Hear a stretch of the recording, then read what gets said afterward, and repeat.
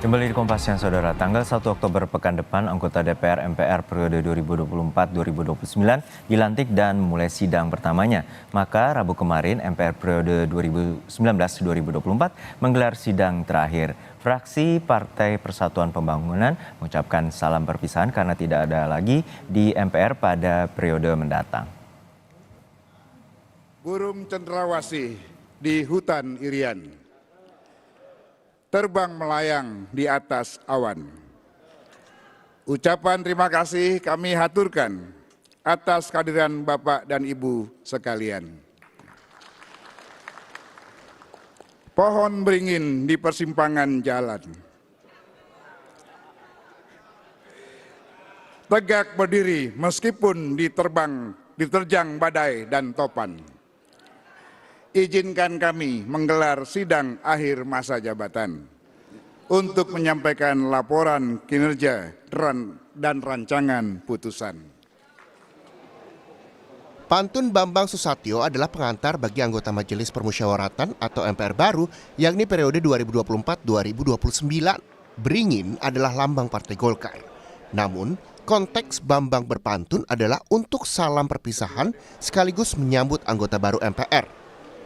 Sidang paripurna akhir masa jabatan 2019-2024 pada Rabu kemarin dihadiri seluruh para pimpinan dan anggota MPR.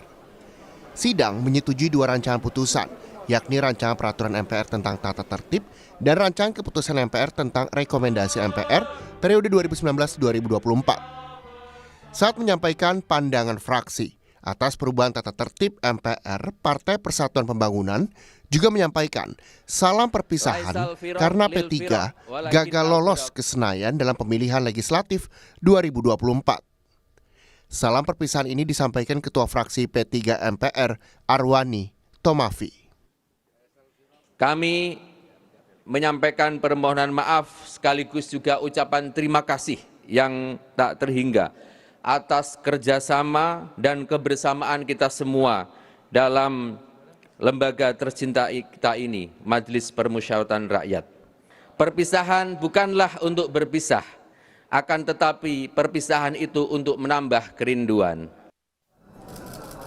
MPR periode 2019-2024 adalah lembaga tinggi negara yang membuat terobosan dalam menghapus ketetapan atau TAP MPR yang membuat 3 presiden mendapat citra buruk di masyarakat dan membuat ketiga presiden dilengsarkan.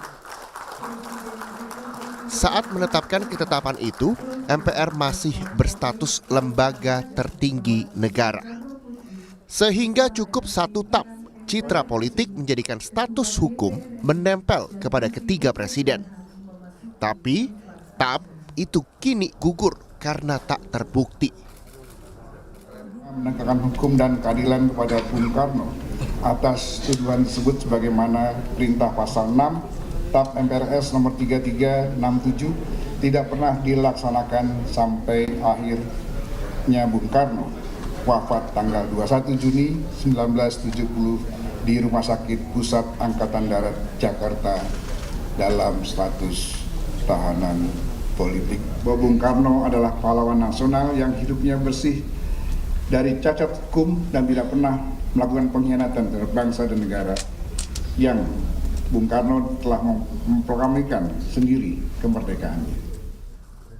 Penghapusan TAP MPR nomor 33 tahun 1967 yang menuduh Soekarno terlibat gerakan 30 September 1965 disambut keluarga Soekarno, proklamator dan presiden pertama Indonesia yang telah menunggu lebih dari 57 tahun. Kami telah menunggu dan menunggu selama lebih dari 57 tahun 6 bulan alias 50 tahun setengah akan datangnya sikap peri kemanusiaan dan keadilan sesuai dengan Pancasila yang dimana termaktub sila kemanusiaan yang adil dan beradab dari lembaga MPR kepada Bung Karno. Tak cuma untuk Soekarno, TAP MPR nomor 11 tahun 1998 yang mendiskreditkan Presiden kedua Soeharto dan TAP MPR nomor 2 tahun 2001 yang mendiskreditkan Presiden keempat Abdurrahman Wahid atau Gus Dur juga dicabut MPR periode 2019-2024. Tim Liputan, Kompas TV.